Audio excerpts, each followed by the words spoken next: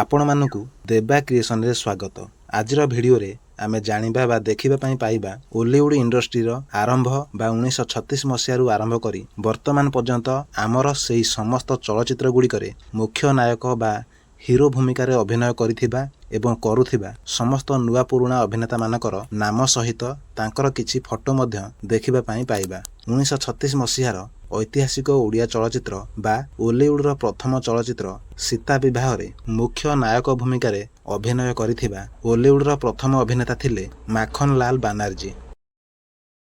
ଓଲିଉଡ୍ର ଦ୍ୱିତୀୟ ଚଳଚ୍ଚିତ୍ର ଓ ଦ୍ୱିତୀୟ ମୁଖ୍ୟ ନାୟକ ହେଉଛନ୍ତି 1949 ମସିହାର ଲଳିତା ଚଳଚ୍ଚିତ୍ରର ଅଭିନେତା ଲୋକନାଥ ମିଶ୍ର ଏବଂ ତୃତୀୟ ଚଳଚ୍ଚିତ୍ର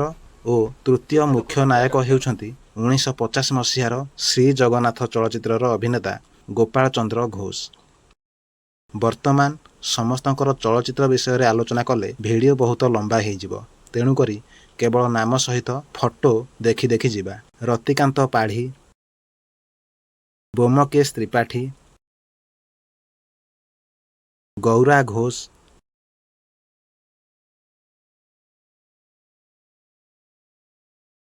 କାର୍ତ୍ତିକ ଘୋଷ, ଶରତ ପୂଜାରୀ, ପ୍ରଶାନ୍ତ ନନ୍ଦ,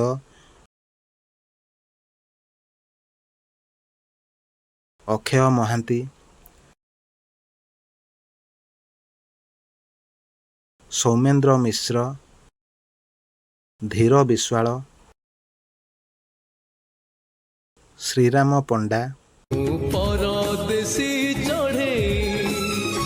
ହରିଶ ମହାପାତ୍ର, ସୁରେଶ ମହାପାତ୍ର, ଗୋବିନ୍ଦ ତେଜ, ବିଜୟ ମହାନ୍ତି, ଚକ୍ରପାଣି, ଉତ୍ତମ ମହାନ୍ତି, ସାଧୁ ମେହେର,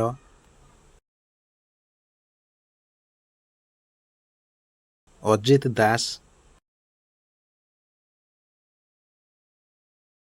ନରେନ୍ଦ୍ର ବେହେରା, ଶ୍ରୀକାନ୍ତ ଗୌତମ, ରାମଚନ୍ଦ୍ର ପ୍ରତିହାରୀ, କାଶୀରଥ, ରଜତ କୁମାର କର, ହେମନ୍ତ ଦାସ, ଅରୁଣ ନନ୍ଦ, ବିନୋଦ ମିଶ୍ର, ସଚ୍ଚିଦାନନ୍ଦ ରଥ, ମିହିର ଦାସ, ଅଶ୍ରୁମୋଚନ ମହାନ୍ତି,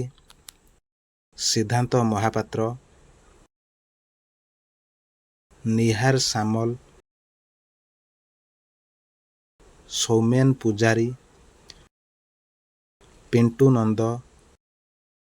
ଶ୍ରୀତମ ଦାସ, ସଞ୍ଜୀବ ସାମଲ, ମିଥୁନ ଚକ୍ରବର୍ତ୍ତୀ, ଅନୁଭବ ମହାନ୍ତି, ଦୀପକ ପରିଡ଼ା,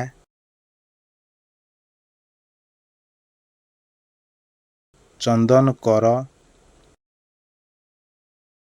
ରାଜଦୀପ, ବୁଦ୍ଧାଦିତ୍ୟ ମହାନ୍ତି, ସମରେଶ ରାଉତରାୟ, ଅରିନ୍ଦମ ରୟ,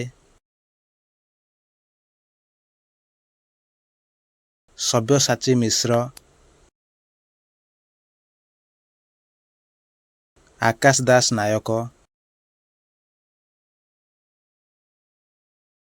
ବାବୁସାନ ମହାନ୍ତି, ଦେବାଶିଷ,